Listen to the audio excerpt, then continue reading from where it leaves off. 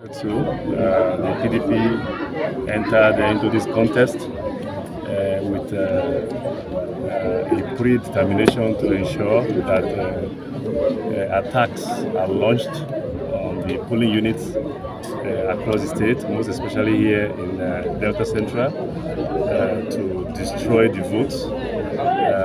Since morning, we've received reports of those attacks in polling units in Eureni.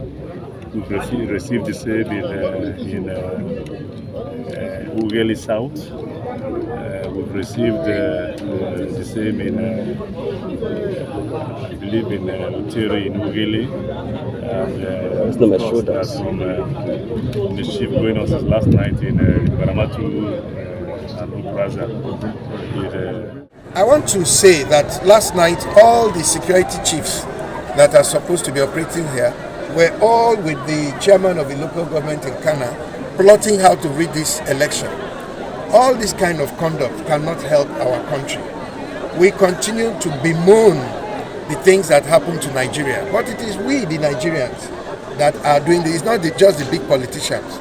People are being aided, being actively conniving to discredit our country and destroy our electoral system and deny Nigerians the real benefit of democracy.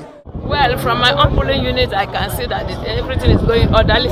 But the reports we are getting this morning in some places in Falga and Obia indicates that PDP has detailed some people, both us back and some security details, to chase away voters who are standing to vote. And so we have been calling on the security agencies since, but that's why I came a bit late. They have never allowed people to go out to vote. And so people should really take note of Rumo Lumini. They should Rumo Moi, Bright Amehule is there chasing voters away. You go to Ikwere local government area, you have the chairman there, is there chasing voters away. You go to Gruta, the same thing is happening. Arlo, the same thing is happening. If you go to the Bolokiri area, they've sent boys to go there and begin to flog voters. And so we are saying that if they would not allow voters to come out and vote, then of course we have no other option than to ask that this election be put off so that River State can be a focal point where all other nations can come and security agencies can be in full force so that we can hold a free, fair and credible election. Finish casting my votes. It's going on very well. The debate work very well, but not until when we start getting reports. We have people in our station rooms, which any moment from now we start getting reports. But like I said, the most important thing is that they should allow this election to be free and fair.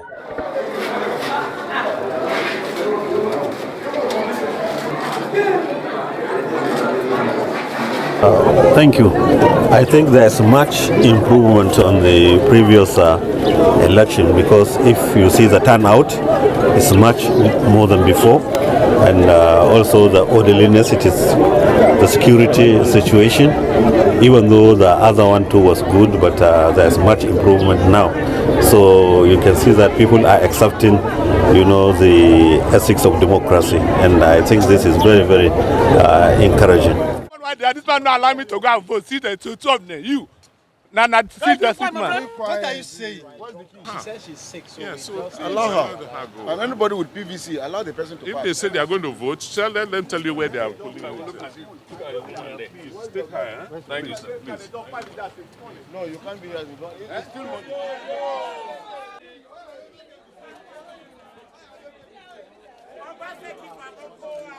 There's both the voter apathy, no doubt. However, I believe that there are many more people who want to come out to express their franchise, but the overwhelming presence of security men and the lockdown of the city. If I were not the governor, I'm not sure I would have been able to get to my polling unit. I mean, the lockdown is extreme, so I'm appealing that it be relaxed while,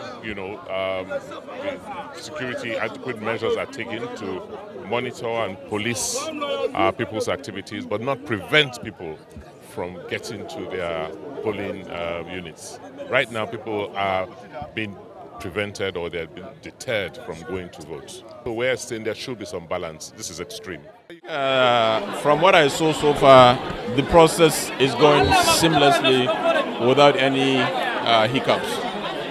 And I pray that it continues like this until the end of the day. Were you captured and were you able to vote? Yes, I was. and my wife also did hers, and so we're good to go now. How would you describe the turnout of voters compared to the presidential? Honestly, the turnout is very, very impressive, as you can see, and I'm confident that everything will go well by God's grace. This time around, this gubernatorial election seems more holistic. It seems more peaceful like the previous one, presidential. The process looks okay so far. Okay.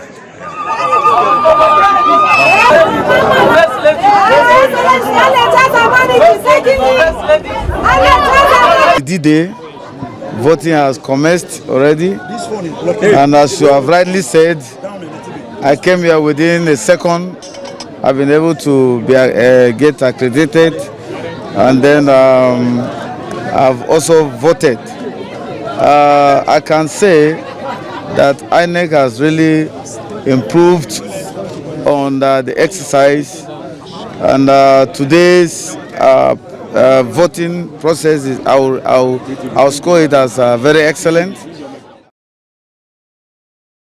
The driving force behind my showing of part of this contest is to address the existing challenges in governance, and they are multifaceted. So I am thinking that the youth occupy a prime place in my agenda because they form the bulk of the population. We need to engage them.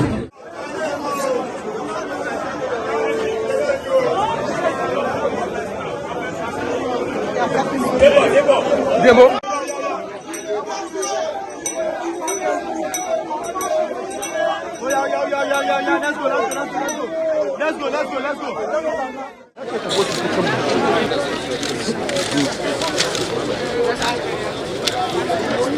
Why are you people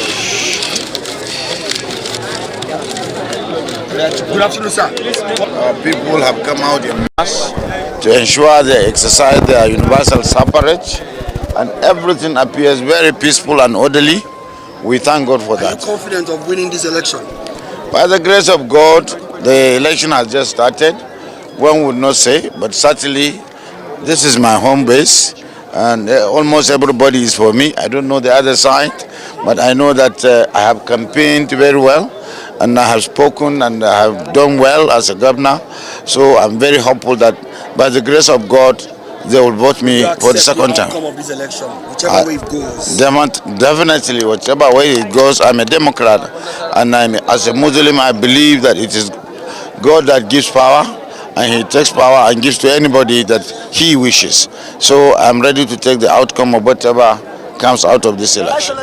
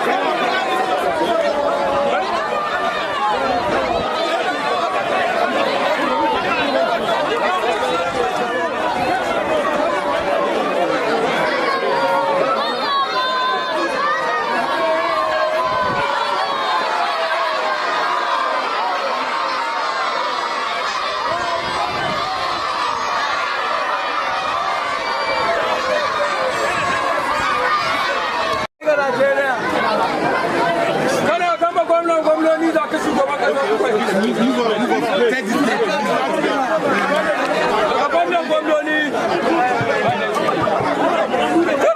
Allah ga dodo. Allah ga dodo. Ubangiji Allah ba gwamnan gwamnati. Allah shi ba gwamnan gwamnati. We operate it very independently. And we're very robust. But any criticism that's made is done in the spirit of partnership, and I think that's why we are invited back at every subsequent election. So these challenges that you noted, do you believe it affects the credibility of the election so far?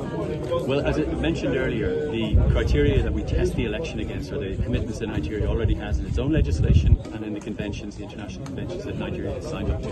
And according to our election observation methodology, we tested against inclusivity. That is, are all parts of Nigerian society able to participate? Are they able to put forward candidacy?